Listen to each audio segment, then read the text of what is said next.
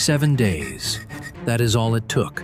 7 days to arrest a man, try him in 6 illegal hearings, execute him by the most torturous method the Roman Empire had devised, bury him in a borrowed tomb, and then, according to over 500 witnesses, watch him walk out of that tomb alive. Those 7 days did not merely change history, they cracked it in half. Every calendar on earth still counts forward and backward from what happened in Jerusalem during 1 week in April, roughly 30 AD. But the week itself, the physical hour-by-hour reality of what happened in that city, on those streets, in those rooms, is almost never told the way it actually unfolded, not as theology, as event, as dust, blood, smoke, noise, silence, and the smell of 250,000 lambs being slaughtered in a single afternoon. This is Holy Week, as it happened on the ground. Start with the city, because you cannot understand anything that happened that week without understanding what Jerusalem looked like during Passover. On an ordinary day, Jerusalem held roughly 40,000 people. During the pilgrimage festivals, that number exploded to several 100,000. The population of a small country compressed inside walls built for a town. Every road leading into the city was choked with caravans of families arriving on foot and donkey from Galilee, Judea, the coastal cities, the diaspora communities of Egypt and Syria. They camped on every hillside. The Mount of Olives was a tent city. The Kidron Valley was a river of human traffic. And the lambs. Every household needed a lamb for the Passover meal, inspected, unblemished, slaughtered at the temple on the afternoon of the 14th of Nisan. Josephus records that in one Passover under Nero, over 256,000 lambs were sacrificed. The priests worked in shifts, passing bowls of blood from hand to hand and dashing them against the base of the altar. The drainage channels ran red. The smell of blood, burning fat, and incense hung over the city for days. The smoke was visible for miles. This was not a quiet religious observance, it was industrial-scale sacrifice. The sound of bleeding, the thud of the knife, the hiss of fat on coals, repeated 250,000 times in a single afternoon, and the city was already electric with tension. Just weeks earlier, Jesus had performed the most public, most defiant miracle of his entire ministry. His friend Lazarus had died and been buried for 4 days. Jesus stood before the sealed tomb, surrounded by a crowd of mourners and skeptics, and cried out, "Lazarus, come out!" And a dead man walked out of the grave, still wrapped in burial cloth. The news spread through every village between Bethany and Jerusalem. The Sanhedrin, the Jewish ruling council, called an emergency meeting. Caiaphas, the high priest, made the argument, "If this man keeps doing these things, everyone will follow him, and the Romans will destroy us all." The vote was unanimous. Jesus had to die. They put out a public order. Anyone who knew where Jesus was hiding must report it immediately. And into this volatile, overcrowded, smoke-filled, blood-drenched city, on the Sunday before Passover, a man from Nazareth rode a donkey down the Mount of Olives. The entry was calculated. Jesus sent 2 disciples ahead to find a specific donkey at a specific place. He mounted the animal and started down the slope. The crowd, Galilean pilgrims who had seen his miracles, who knew about Lazarus walking out of a tomb, spread cloaks on the road, cut palm branches, and shouted, "Hosanna! Blessed is he who comes in the name of the Lord." Hosanna means, "Save us now." It was a political cry as much as a religious one. They wanted a warrior king who would drive out Rome, and here he came, not on a war horse, but on a young donkey, fulfilling Zechariah 9:9 to the letter. The Pharisees told him to silence the crowd. "If they keep quiet," he answered, "the stones will cry out." Monday morning, Jesus walked into the temple and detonated an economic bomb. The court of the Gentiles, the only space where non-Jews could pray, had been converted into a marketplace controlled by the family of the high priest Annas. Money changers exchanged foreign currency at rates they set. Vendors sold sacrificial animals at inflated prices to pilgrims with no alternative. Jesus braided a whip from cords, overturned the tables, scattered coins across the stone floor, freed the animals, and drove the merchants out. "My house shall be called a house of prayer," he said, "but you have made it a den of thieves." He was attacking the specific system of exploitation that enriched the priestly aristocracy at the expense of every ordinary Jew who came to worship. From that moment, the decision to kill him was no longer about theology. It was about money. Tuesday was the longest day in the Gospels. Jesus returned to the temple and taught openly while the religious leaders threw every trap they could devise. Pharisees asked about paying taxes to Caesar, a question with no safe answer in occupied territory. Sadducees posed a riddle about the resurrection. Scribes tested him on the greatest commandment. He answered every one. Then he turned the fire on them. 7 devastating denunciations that Matthew devotes an entire chapter to.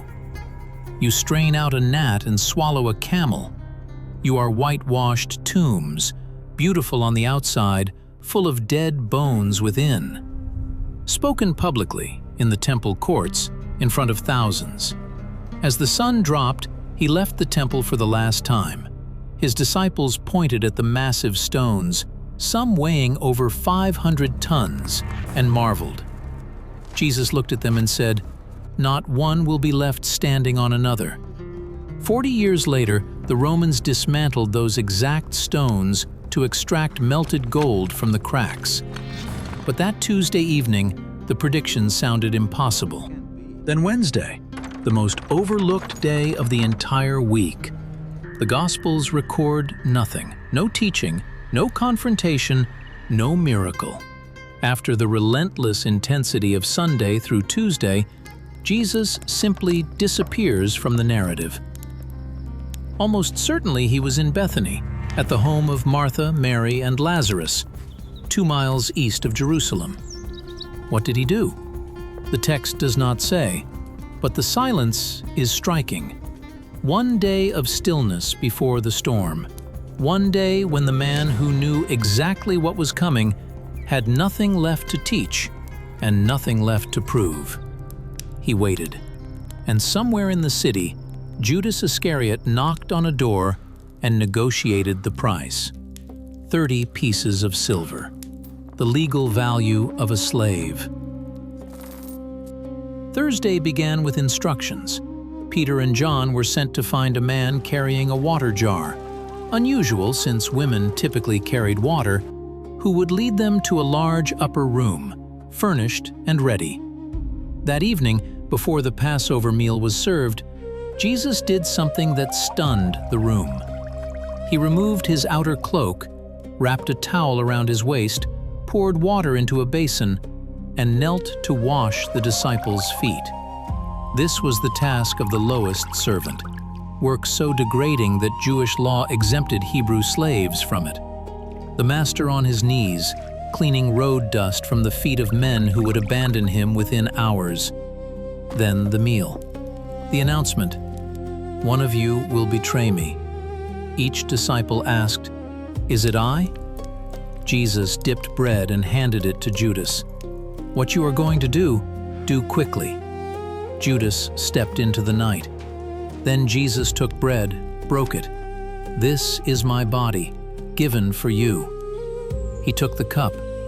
"This is my blood of the new covenant, poured out for many." Bread and wine, the most ordinary food on any table, became eternal. After supper, they crossed the Kidron Valley to Gethsemane. The name means oil press, It was an olive grove with a press where olives were crushed to extract oil. Jesus told the disciples to wait. He took Peter, James, and John deeper into the grove and said his soul was overwhelmed with sorrow to the point of death. He fell to the ground. Luke, who was a physician, records that his sweat became like great drops of blood falling to the ground. This is a documented medical condition called hematidrosis, caused by extreme psychological stress rupturing the tiny capillaries under the skin so that blood seeps through the sweat glands. It is exceedingly rare. It happens only under a level of anguish that the body literally cannot contain. His prayer was a single sentence repeated 3 times. "Father, if it is possible, take this cup from me. Yet not my will, but yours." The cup was not a metaphor. In the prophets, the cup of God's wrath is the accumulated judgment against human sin. Jesus was asking if there was another way.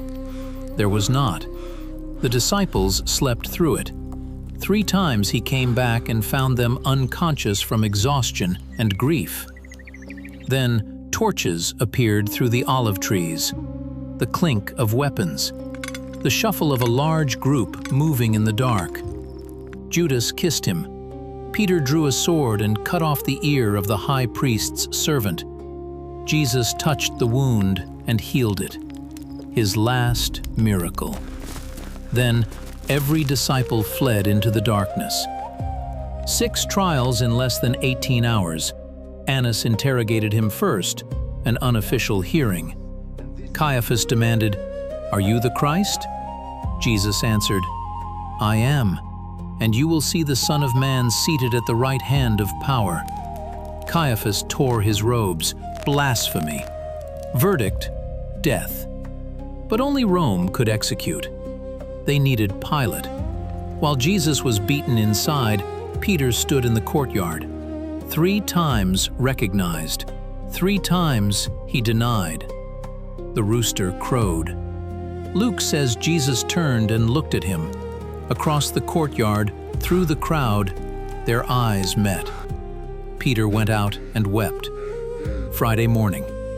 Pilate examined Jesus and found no basis for a charge. He sent him to Herod Antipas, who happened to be in Jerusalem for Passover, hoping to offload the problem.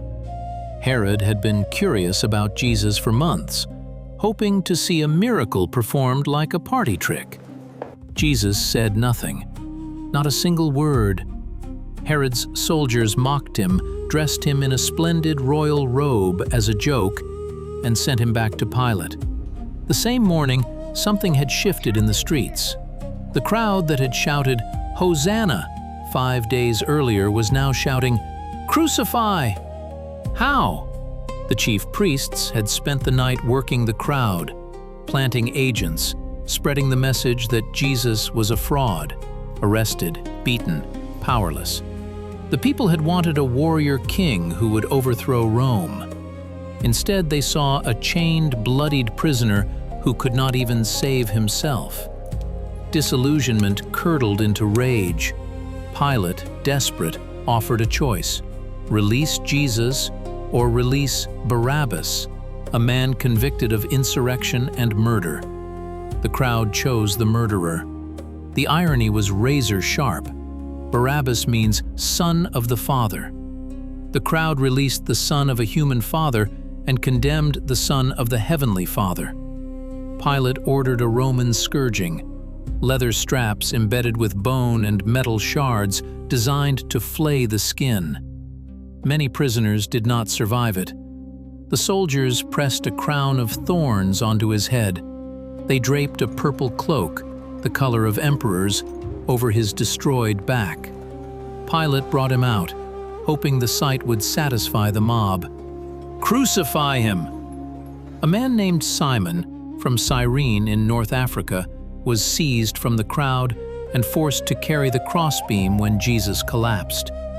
Simon had come to Jerusalem as a Passover pilgrim, probably a Jew from the diaspora, certainly not expecting to be conscripted into carrying an instrument of execution through the streets. Mark names his sons, Alexander and Rufus, which means the early church knew this family personally. Paul greets a man named Rufus in his letter to the Romans. Simon carried the beam to Golgotha. He walked the last steps of the road beside a man he had never met. And then he watched them drive nails into the wood he had carried on his own shoulders. At 9 in the morning, the nails were hammered. The cross was raised. 2 criminals hung on either side. One mocked him.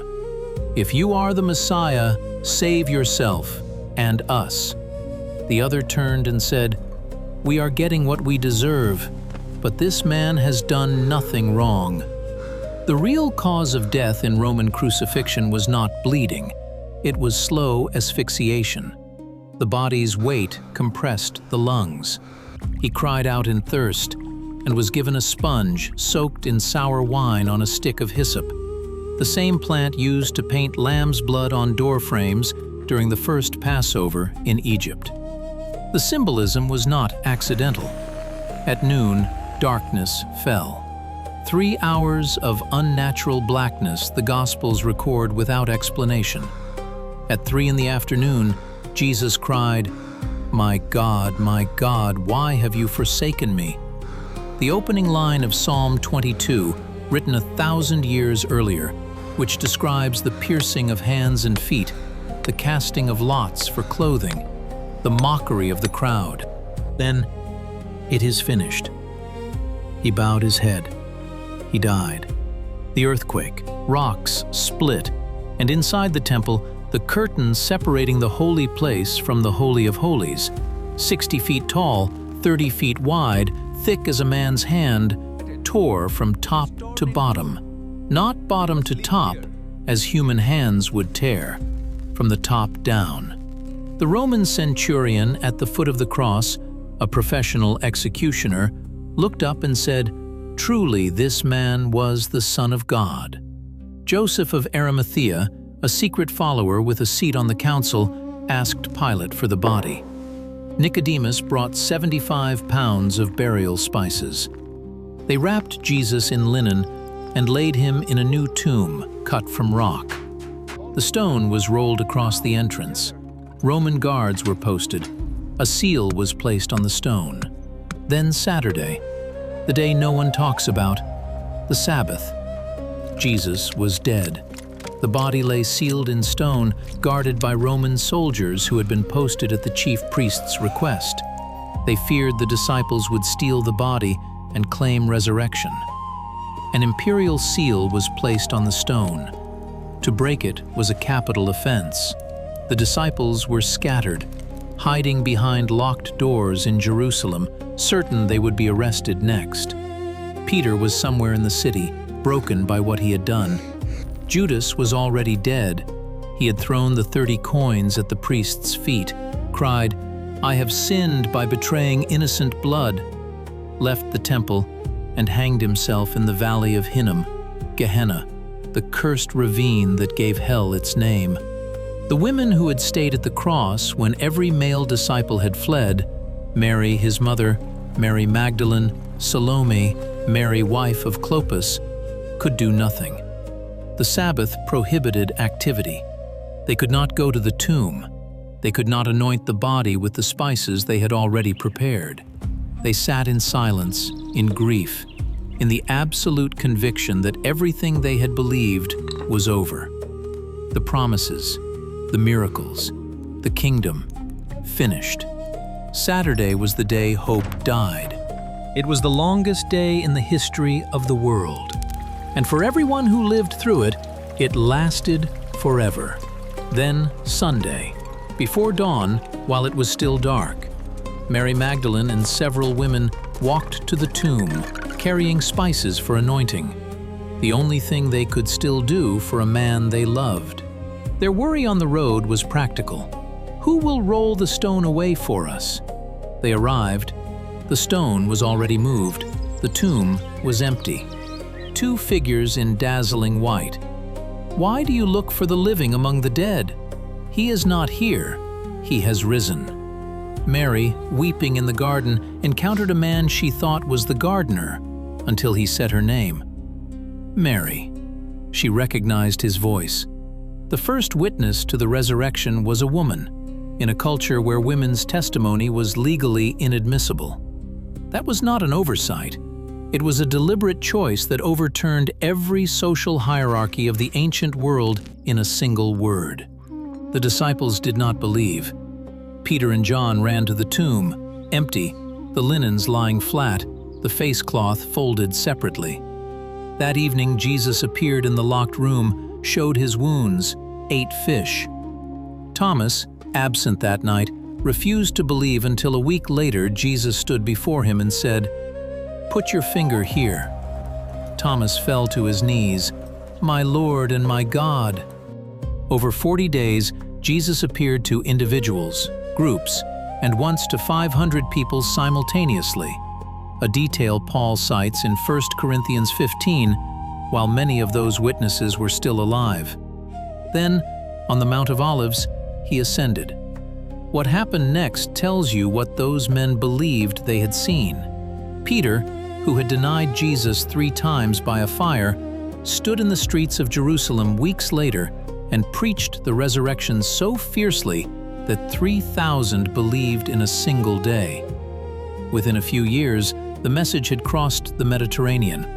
Within 3 decades, communities of believers existed in every major city of the Roman Empire: Jerusalem, Antioch, Corinth, Ephesus, Rome itself. And within a generation, nearly every original disciple was dead, not of old age, executed. Peter was crucified upside down in Rome under Nero, requesting to die inverted because he did not consider himself worthy to die in the same manner as his Lord. James, the brother of John, was beheaded in Jerusalem by Herod Agrippa, the first apostle martyred. Andrew was crucified on an X-shaped cross in Greece. Thomas was run through with a spear in India, where he had carried the message farther east than anyone else. Tradition records that not one of the original 12, except John, who died in exile on Patmos, escaped a violent death. Men do not die for what they know to be a lie. Whatever happened in that tomb, the people who saw it chose execution over silence. They chose fire, stones, crosses, and blades over a single sentence: "I made it up." And 2,000 years later, every Sunday morning on earth, someone breaks bread and pours wine and repeats the words spoken in an upper room on a Thursday night in Jerusalem. "This is my body, this is my blood." The week that cracked history in half is still unfinished. It is still waiting for its final day. What struck you most? The Passover lambs? The Wednesday silence? Simon of Cyrene? Or the Saturday grief? Drop your answer in the comments. I read every single one.